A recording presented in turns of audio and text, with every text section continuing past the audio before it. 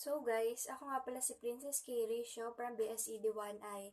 At yung topic natin ngayon is the factors that led to the decline of Spain and Portugal and the rise of other Western power. Ang first factor is the centralized political nature of Spain. Decentralized means controlled by several local officials or authorities rather than one single person or one person.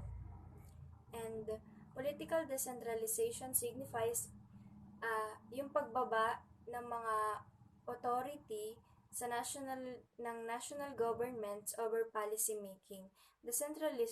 Decentralization reforms may occur for administrative reasons.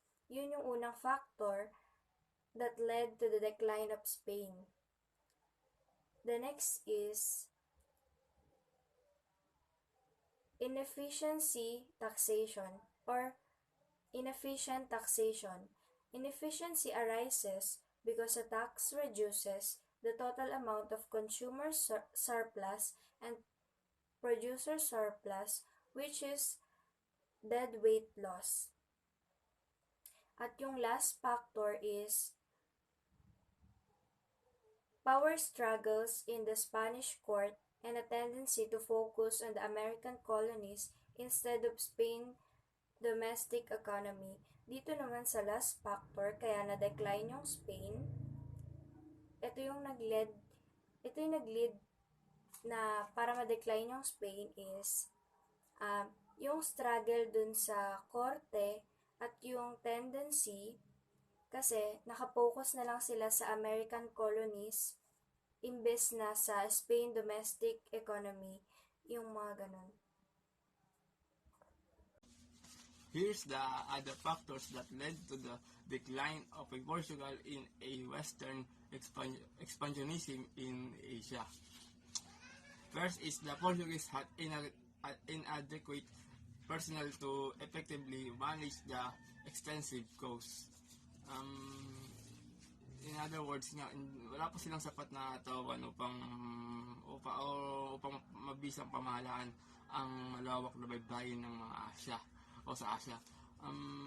Kumbaga walang mamumuno, walang gagabay kapag lumakbay sila o lalakbay nila yung malawak na baybayin ng o karagatan ng Asia. Next is Portugal lacked capital to pay the administrators at the cost and demoralize them. In other words po is walang capital ang Portugal upang mabayaran ang mga administrador sa baybayin. Wala silang sapat na dalang mga kayamanan or pwedeng pambayad sa mga namamahala sa bandang baybayin ng Asia. Next is the Portuguese administrative skills were unable to act correctly.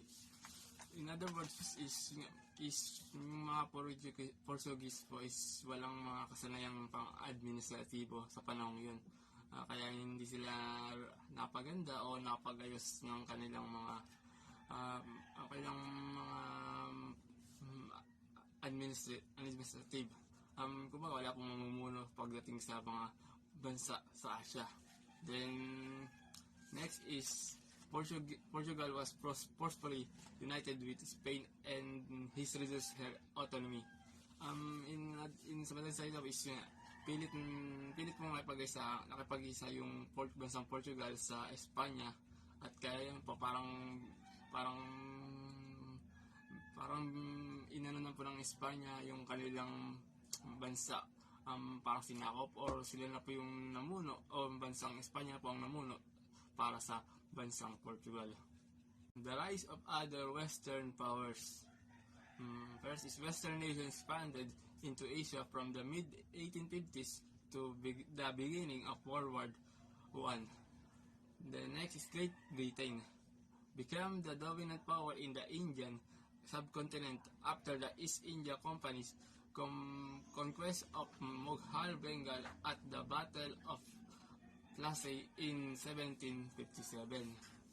Then next is France. The Free France movement that took over the colonial empire and coordinated the wartime resistance.